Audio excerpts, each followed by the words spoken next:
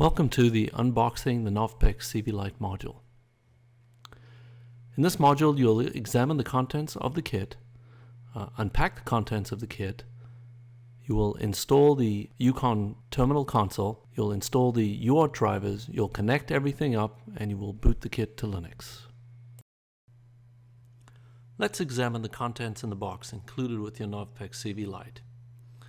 You'll receive a 5-volt power supply, a USB cable that is used for UART communications, an Ethernet cable, a 16 gig USB drive that includes all the tools you will need, a quick start guide that will get you up and running quickly, and the NOVPEKCVL board itself.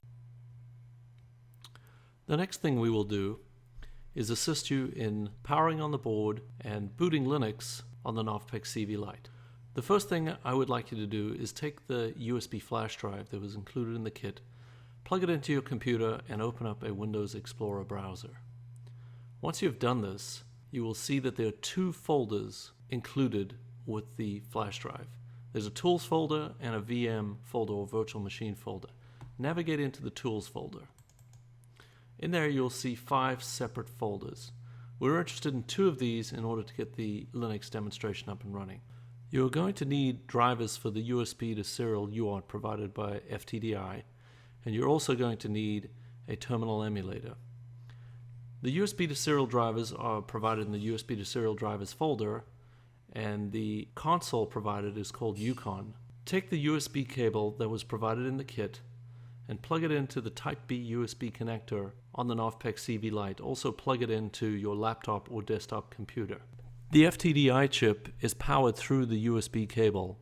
Navigate into the USB to serial drivers folder. Navigate to the Windows folder. Right-click on the CDM archive that's provided and select Extract All. Select the default path. This will provide you with the FTDI drivers. Now plug the USB cable that's provided in the kit with the Type B connector connecting to the NOVPEKCVLite board, and the other side plugged into your laptop or desktop. At this point you should see Windows trying to install the drivers. If you've never installed an FTDI driver on your personal laptop or desktop before, then it's not going to find the driver. When this happens, we will show you how to point towards the existing drivers that are on the flash drive.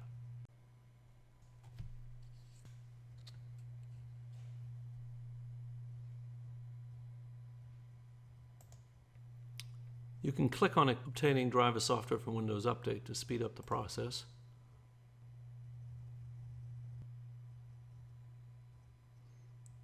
And it will result in no driver found.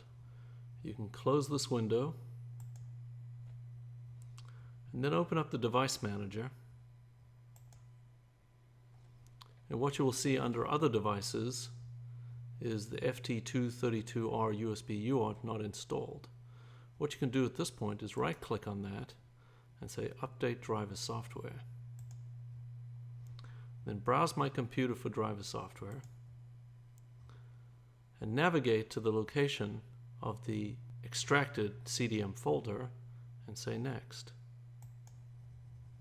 At this point it should find all the driver software. The second driver that it's going to install is the USB serial port driver, and it should automatically find the drivers for this. You just have to be patient and wait a few minutes. As you can see, it's now installing it. When it's successfully completed, you can go to the ports common LPT section, expand that, and you will see that it has installed it as COM3.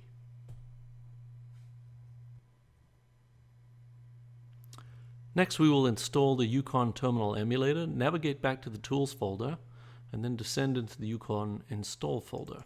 Double click on Yukon install.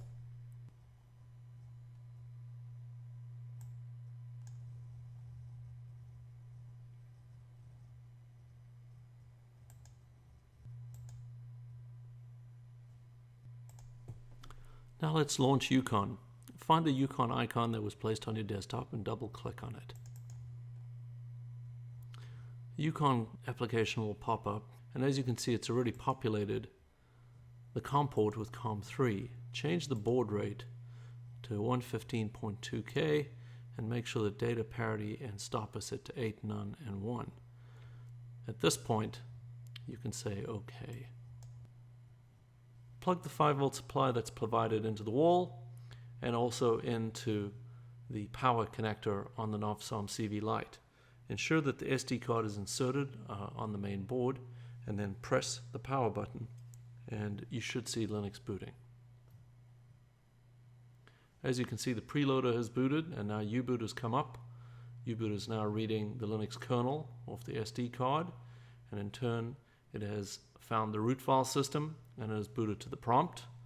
When you get to the prompt, simply type root as the login, and then NOVTech, NOVTECH, as the password, and you can do it ls /, and you've now successfully booted Linux on your NOVPEKCVLite.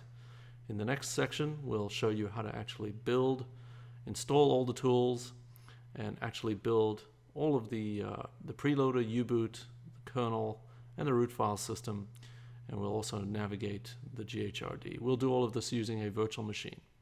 See you in the next module.